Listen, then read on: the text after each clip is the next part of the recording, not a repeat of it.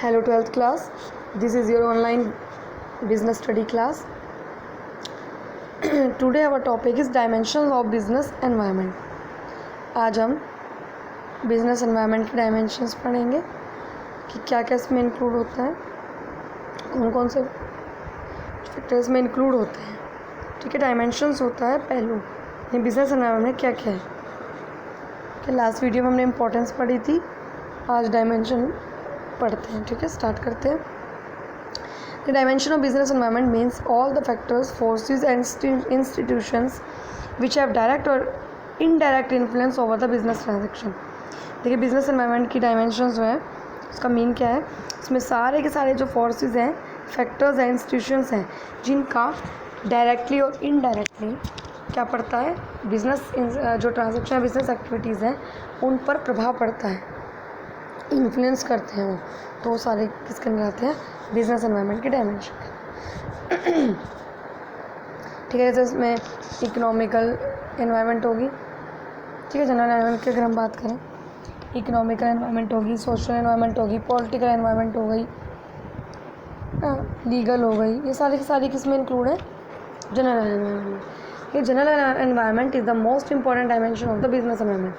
अगर हम बात करें बिजनेस एनवायरनमेंट की, तो उसकी जो मोस्ट इंपॉर्टेंट डायमेंशन है वो कौन सी है, वो है जनरल एनवायरनमेंट. ठीक है, और इसमें क्या क्या इंक्लूड होता है, जब बताया मैंने. Economical environment, legal, political, social, तो ये जनरल एनवायरनमेंट के अंदर इंक्लूड होता है. अब इसका इफेक्ट हमारे बिजनेस पे बहुत पड़ता है. बिजनेसमैन जो इसका इफेक्ट है वो इसके कंट्रोल में नहीं है ना. बिजनेसमैन की देखो लिखा, कैन नॉट इन्फ्लुएंस और change the component of general environment. General environment के जो कंपोनेंट हैं उसमें चेंज नहीं कर सकते बिजनेसमैन. बल्कि जो अगर हम बात करें जनरल एनवायरनमेंट की, उसमें जो चेंजेस हो रहे हैं उसके अकॉर्डिंग जो बिजनेसमैन है उन्हें अपने प्लान और पॉलिसी चेंज करने पड़ते हैं, ताकि वो उनके अकॉर्डिंग क्या हो सके, एडजस्ट हो सके और उन्हें चेंजेस को अडेप्ट कर सके. ठीक है, तो ये सब चीज़ें जो हैं वो बिजनेस एनवायरनमेंट के डायमेंशन के अंदर इंक्लूड होती हैं. देखिए, जनरल एनवायरनमेंट के कंपोनेंट क्या है. जनरल एनवायरनमेंट की हमने बात की. जनरल एनवायरनमेंट क्या है, एक मोस्ट इम्पॉर्टेंट क्या है डायमेंशन मानी जाती है बिजनेस एनवायरनमेंट की. तो पढ़ते हैं.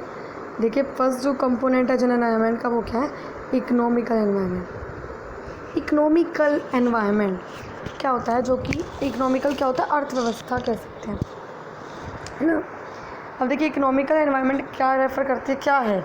Economical environment refer to all the forces and factors which directly influence the economic of our country.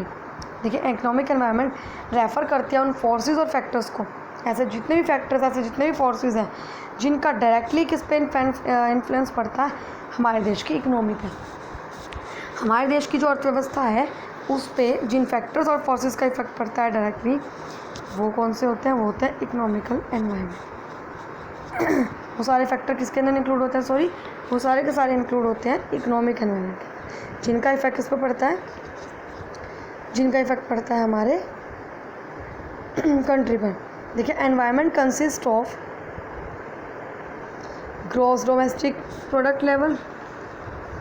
Gross domestic product हो गया, इनकम लेवल और फिर नेशनल इनकम लेवल हो गया, पर कैपिटा लेवल हो गया, प्रॉफिट अर्निंग रेट हो गया, productivity and employment rate, industrial, monetary and physical policy of the government.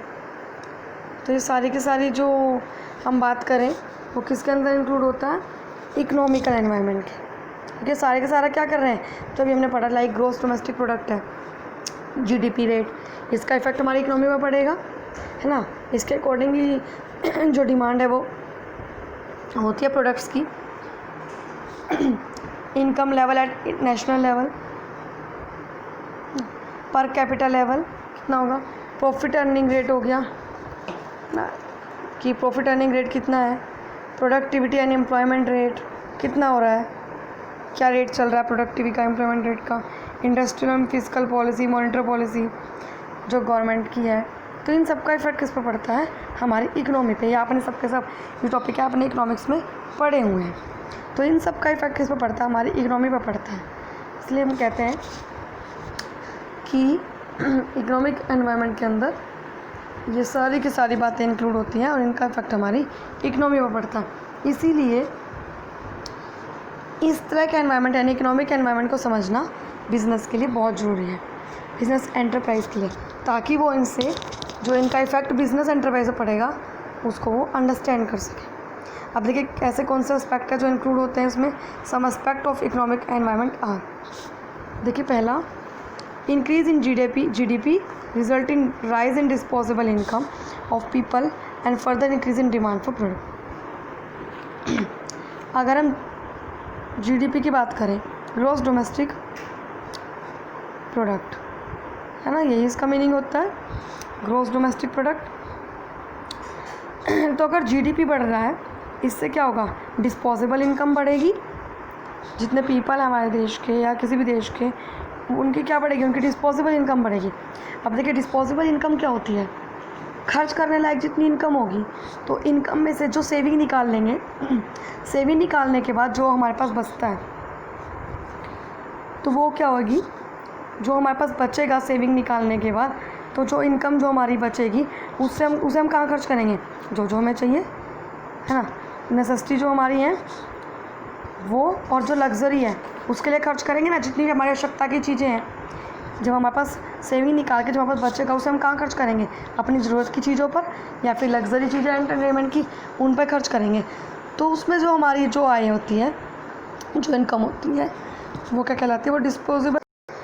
तो अभी हमने जैसे पढ़ा कि जीडीपी बढ़ने से हमारी डिस्पोजेबल इनकम जो लोगों की वो बढ़ेगी, है ना, लोग ज़्यादा खर्च करेंगे, प्रोडक्ट खरीदेंगे, अपनी जो लग्जरी या नेसेसिटी है उन चीज़ों पे खर्च करेंगे। इससे क्या होगा, प्रोडक्ट की डिमांड क्या होगी, बढ़ेगी, है ना। प्रोडक्ट की डिमांड बढ़ने से क्या होगा, जिस भी प्रोडक्ट की डिमांड बढ़ेगी उसका इफेक्ट उस बिज़नेस पे पड़ेगा, है ना, उस बिज़नेस एंटरप्राइज का क्या होगी, ग्रोथ होगी, तो इसका इफेक्ट पड़ेगा ना।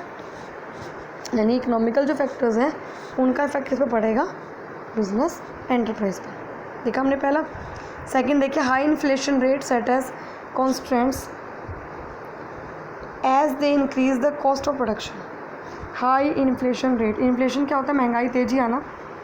तो इससे क्या होगा, जो अगर इन्फ्लेशन रेट बढ़ रहा है, इससे क्या होगा, कॉन्स्टेंट होंगे, प्रतिबंध लगाए जाएंगे बिजनेस पर। तो इससे क्या होगा, as they increase the cost of production, इससे क्या होगा, कुछ अगर प्रतिबंध लगेंगे, कॉन्स्टेंट्स लगेंगे बिजनेस पर, तो क्या होगा, इससे कॉस्ट ऑफ प्रोडक्शन क्या होगी, इंक्रीज़ हो जाएगी, बिल्कुल होगी। जब प्रतिबंध लग जाएंगे बिजनेस में तो इससे होगा प्रोडक्शन की जो लागत है वो भी बढ़ेगी, इन्फ्लेशन रेट, महंगाई होने पे। फॉर एग्जांपल मैं दे सकती हूँ इसमें, पेमेंट ऑफ वेजेस बढ़ जाएगी, है ना, सैलरीज, वेजेस और purchase of raw material, machinery भी बढ़ जाएगा। बढ़ेगा नहीं बढ़ेगा, क्योंकि इन्फ्लेशन रेट बढ़ रहा है। तो इससे क्या होगा, कॉस्ट ऑफ प्रोडक्शन अपने आप बढ़ेगी। जब वेजेस की पेमेंट, सैलरीज की पेमेंट देनी पड़ेगी ज़्यादा, रॉ मटेरियल, मशीनरी परचेज़ करने पर ज़्यादा खर्च, ज़्यादा रेट देना पड़ेगा। तो इससे क्या होगा, हाई इन्फ्लेशन रेट से जो कॉस्ट ऑफ प्रोडक्शन है बिज़नेस की वो भी बढ़ जाएगी, और इसका इफेक्ट कैसे बढ़ेगा बिज़नेस पर, उसे क्या करना पड़ेगा, कम करना पड़ेगा प्रोडक्शन, हाँ, या फिर चीज़ महंगी हो जाएगी, यही इफेक्ट इसका पड़ेगा। नेक्स्ट देखिए, decrease in interest rate is beneficial and increase demand for loans and borrowing money. Decrease in interest rate, अगर इंटरेस्ट रेट में कमी हो रही है, इंटरेस्ट रेट का मतलब क्या हो गया, इसमें पे करना, है ना, कुछ ले रहे हैं लोन वगैरह या कुछ, तो उसका अगर इंटरेस्ट रेट अगर हम RBI की बात करें, वो इंटरेस्ट रेट घटा देता है। इंटरेस्ट रेट घटाने पर क्या होगा, बेनिफिट होगा, कम देना पड़ेगा, और इससे क्या होगा, लोगों की डिमांड बढ़ जाएगी। जब उन्हें लोन वगैरह लेने के बाद जो इंटरेस्ट है वो कम पे करना पड़ेगा, तो इससे क्या होगा, लोगों की जो होम लोन्स है या कोई सी भी तरह का लोन है, तो उसे लेने के लोगों की डिमांड बढ़ जाएगी। तो लोग क्या करेंगे, बोरो करेंगे, मनी ज़्यादा होगा। तो इससे क्या होगा, जो भी प्रोडक्ट की डिमांड है, फिर लाइक फॉर होम लोन की बात करें या अदर लोन्स की, तो इससे लोग क्या करेंगे, चीज़ें ज़्यादा खरीदेंगे, गुड्स जो है वो खरीदेंगे। लाइक एग्जांपल कार का ले लेते हैं, होम का ले लेते हैं, होम लोन, कार लोन। अगर ये बढ़ रहा है, इनका जो इंटरेस्ट रेट है वो घट रहा है, तो लोग क्या करेंगे, इनकी डिमांड ज़्यादा करेंगे, होम लोन की, कार लोन की। तो इससे क्या होगा, जब लेके लोन लोग ये चीज़ परचेज़ करेंगे, तो इससे क्या होगा, इन जो प्रोडक्ट है इनकी डिमांड बढ़ जाएगी, ना। तो इसका effect in enterprise business enterprise पर लाइक कार इन एंटरप्राइज पर ज़्यादा पड़ेगा, इनकी डिमांड क्या हो जाएगी, बढ़ जाएगी। नेक्स्ट देखिए passing of GST will affect the almost of the business organisation. आपने पहले भी पढ़ रखा है, 11th में भी GST के बारे में पढ़ा था। तो अगर GST बिल पास हुआ है तो उसका इफेक्ट बिल्कुल पड़ेगा बिजनेस ऑर्गेनाइजेशन बिजनेस एंटरप्राइज पर, कि लोगों का ध्यान जो बिजनेस एंटरप्राइज है बिजनेसमैनों का ध्यान GST पर जाएगा, प्रोडक्शन वगैरह पे ध्यान कम देंगे, तो इससे उनकी जो बिजनेस एंटरप्राइज है बिजनेस ऑर्गेनाइजेशन है उस पर इफेक्ट पड़ेगा। ये आपने पहले भी पढ़ा हुआ है। नेक्स्ट देखिए domestication of 500 rupees and 1000 rupees note recently hit the Indian economy environment. 500 और 1000 के नोट जब हमने देखा था इनका डोमेस्टिकेशन हुआ था, जब इन्हें रोक लगा दी गई थी इनके चलन पर, तो इसका इफेक्ट बिजनेस एंटरप्राइज पर पड़ा। जब इस पर रोक लगा दी गई तो लोगों के पास जो पैसा था, ये नोट थे, ये नोट पहले चलते तो जो लोगों के पास ये नोट थे, क्या हुआ जब ये बंद हो गए तो क्या लोगों के पास पैसों की कमी हो गई। तो इससे क्या होगा, इससे क्या हुआ था, जो इकनॉमी है यानी लोगों ने जो प्रोडक्ट वगैरह हैं खरीदने कम कर दिए, डिमांड कम हो गई, का इसका इफेक्ट किस पर पड़ा, इंडियन इकनॉमी पर।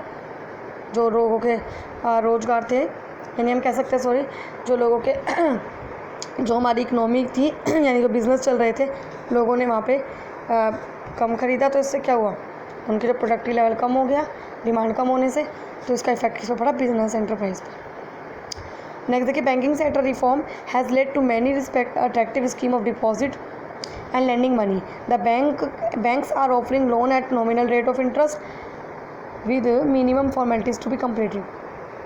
बैंकिंग सेक्टर रिफॉर्म्स यानी बैंकिंग सेक्टर ने अगर अपने आप में सुधार किया और उसने अट्रैक्टिव स्कीम चलाई डिपॉजिट और लैंडिंग मनी पर, कि लोग डिपॉजिट करेंगे या उधार लेंगे तो इसमें लैंडिंग में हम कह सकते हैं कि इंटरेस्ट रेट कम होना, और डिपॉजिट में होगा कि बैंक स्कीम चला रहा है कि लोग अगर डिपॉजिट करेंगे ज़्यादा से ज़्यादा तो उनका जो इंटरेस्ट रेट है वो बढ़ा दिया जाएगा, इंटरेस्ट रेट ज़्यादा दिया जाएगा। फॉर एग्जांपल बता रही हूँ, तो इसका इफेक्ट किस पर पड़ेगा, बिजनेस एंटरप्राइज पर। लोग क्या करेंगे, जब उनके पास अगर लैंडिंग मनी की बात करें, लैंड कर रहे हैं, उन्हें दिया गया है कि उनको कम इस पर इंटरेस्ट देना पड़ेगा, तो परचेजिंग वगैरह ज़्यादा होगी, लोगों की डिमांड बढ़ जाएगी प्रोडक्ट के लिए, तो इसका इफेक्ट पड़ेगा बिजनेस एंटरप्राइज पर।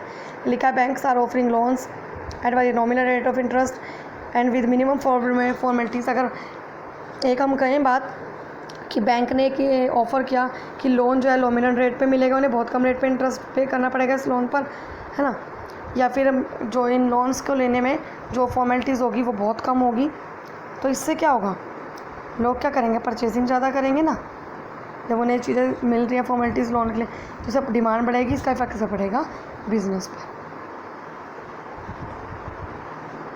नेक्स्ट देखिए recent changes in economic and fiscal policy of country has encouraged NRI and foreign investors to invest in Indian companies. recent changes अगर चेंजेस हो रहा है, रिसेंट चेंजेस हो रहा है इकोनॉमिक और फिजिकल पॉलिसी में गवर्नमेंट की, किसी देश की कंट्री की जो गवर्नमेंट है वो फिजिकल पॉलिसी और इकोनॉमिक पॉलिसी में चेंज कर रही है, इससे क्या होगा, जो NRI वो एनकरेज होंगे इन्वेस्ट करने में। हमारी कंट्री जो इंडियन कंपनीज़ हैं उनमें NRI क्या होंगे, इन्वेस्ट करेंगे। NRI क्या होता है, जो हमारे देश के जो लोग हैं बाहर जाके बिज़नेस कर रहे हैं तो रह रहे हैं, NRI कहलाते हैं, नॉन रेजिडेंट्स ऑफ इंडिया। तो वो क्या करेंगे, हमारी कंट्री में इन्वेस्ट करेंगे, और जो फॉरेन इन्वेस्टर्स हैं, जो बाहर के इन्वेस्टर हैं, वो भी हमारे में इन्वेस्ट करेंगे। अगर कुछ भी फिजिकल पॉलिसी वगैरह में चेंज हो रहे हैं, ठीक है, जो फिजिकल पॉलिसी क्या होती है, वित्तीय नीति है जो गवर्नमेंट चेंज करती रहती है, उसके अकॉर्डिंग कराता है कि हमारे देश का जो कितना टैक्सेस रेट है इंक्रीज़ करना है, या कुछ टैक्सेशन पॉलिसीज़, वो सारी की सारी इसमें इंक्लूड होती हैं। तो इसका इफ़ेक्ट भी किस पर पड़ता है, हमारे बिज़नेस पर पड़ता है। अगर लोग ज़्यादा इन्वेस्ट करेंगे हमारी कंपनीज़ में आके, इंडिया की कंपनीज़ में, तो इससे क्या होगा, हमारे देश की इकोनॉमी की ग्रोथ होगी, तो इसका इफेक्ट किस पर पड़ेगा, हमारे बिजनेस पर पड़ेगा, उन एंटरप्राइज पर जहाँ पे इन्वेस्ट किया जाएगा। नेक्स्ट देखिए lots of economic reforms are taking place in leasing and financial institutions. The private sector is allowed to enter in financial institution, as a result customer are gaining. यहाँ पे क्या बात की गई है कि अगर इकोनॉमिक रिफॉर्म्स हो रहे हैं, जल्दी से इकोनॉमिक सुधार हो रहे हैं बहुत ज़्यादा, तो इससे क्या होगा, लीजिंग और फाइनेंशियल जो इंस्टीट्यूशन है वो क्या होगा, टेकिंग प्लेस लेंगे, यानी टेकिंग प्लेस का मतलब हो गया कि उन्हें मिलेगा, है ना, उन्हें जगह मिलेगी लीजिंग उधार देने में। और जो फाइनेंशियल इंस्टीट्यूशन है उनकी भी, है ना, अगर रिफॉर्म्स हो रहे हैं इकोनॉमी में तो फाइनेंशियल इंस्टीट्यूशंस और लीजिंग बढ़ेंगी, लोग उधार दिया जाएगा ज़्यादा से ज़्यादा, फाइनेंशियल इंस्टीट्यूशंस ओपन होंगे जो उधार देंगे। तो प्राइवेट सेक्टर क्या होगा, प्राइवेट सेक्टर एंटर कर पाएगा फाइनेंशियल इंस्टीट्यूशंस में। इससे क्या होगा, कस्टमर को गेनिंग होगी। जब प्राइवेट सेक्टर आएगा यानी एक तरह से कंपटीशन बढ़ेगा, तो इससे क्या होगा, कस्टमर को और ज़्यादा चीज़ें मिलेंगी, है ना। कस्टमर क्या कर पाएगा, इससे गेन कर पाएगा ज़्यादा से ज़्यादा। अब कस्टमर गेन कर पाएगा, इससे क्या होगा, तो फाइनेंशियल इंस्टीट्यूशन खुलेंगे। जब प्राइवेट सेक्टर जो है वो फाइनेंशियल इंस्टीट्यूशंस की में एंटर करेगा, यानी वो उधार वगैरह देना है, ऐसे फाइनेंशियल इंस्टीट्यूशन ओपन करेगा जिसके थ्रू लोगों को इजीली उधार मिलेगा। उन्हें अगर लोन वगैरह की जरूरत है, पैसे की जरूरत है, वहाँ से उन्हें फाइनेंस हो जाएगी। तो इससे क्या होगा, लोग गेन करेंगे पैसा वहाँ से, इससे क्या होगा, डिमांड बढ़ेगी और इसका इफेक्ट तो पड़ेगा बिजनेस एंटरप्राइजेस पर। ऐसे ही कुछ फैक्टर दिए हुए हैं, देखिए role of private and public sector अगर बढ़ेगा तो इससे भी बिजनेस एनवायरमेंट जो एंटरप्राइज पर इफेक्ट पड़ेगा बिजनेस पर। Rate of saving and investment का, लोग अगर सेव कर रहे हैं कहीं पर, है ना, सेविंग रेट अगर ज़्यादा हो रहा है या कम हो रहा है ज़्यादा हो रहा है, इन्वेस्ट कर रहे हैं, इसका इफेक्ट भी हमारी इकोनॉमी पर पड़ेगा। उससे क्या होगा, इकोनॉमिक ग्रोथ होगी। नेक्स्ट देखिए बैलेंस ऑफ पेमेंट और बैलेंस ऑफ ट्रेड, इसका इफेक्ट भी पड़ेगा।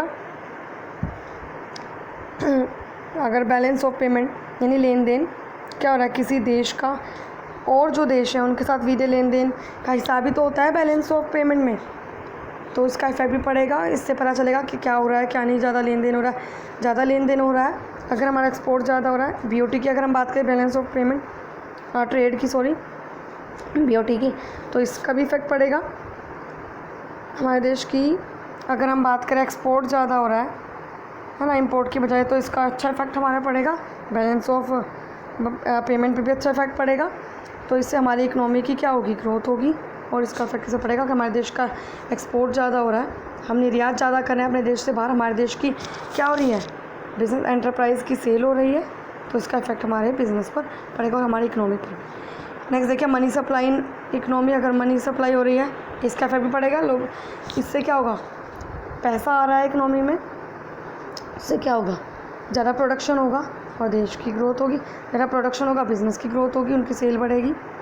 नेक्स्ट देखिए इंटरनेशनल डेब्ट, इसका भी इफेक्ट पड़ता है ना, अगर ऋण वगैरह मिल रहे हैं इंटरनेशनल लेवल पर, तो इसका भी इफेक्ट हमारी इकोनॉमी पे पड़ता है। इसका इन सबका इफेक्ट किससे पड़ा है, हमारी बिजनेस एनवायरनमेंट पर, बिजनेस पर। इस बिजनेस एनवायरनमेंट के जो फैक्टर्स हैं इनके थ्रू हमारे बिजनेस पर इफेक्ट पड़ता है। तो ये कुछ बातें जो थी इकोनॉमिकल एनवायरनमेंट की, ये इसमें जो जितने भी फैक्टर्स इंक्लूड हैं ये, इनका इफेक्ट जो पड़ता है हमारे बिजनेस पर, हमारे देश की इकोनॉमी पर इनका इफेक्ट पड़ता है। इन इकोनॉमी को हमारी प्रभावित करती हैं ये, और फिर इसका इफेक्ट भी पड़ता है इन जनरल एनवायरनमेंट का फैक्टर है, कंपोनेंट इकोनॉमिक एनवायरनमेंट, इसका इफेक्ट कहाँ पड़ता है, हमारी बिजनेस ट्रांजैक्शन पर।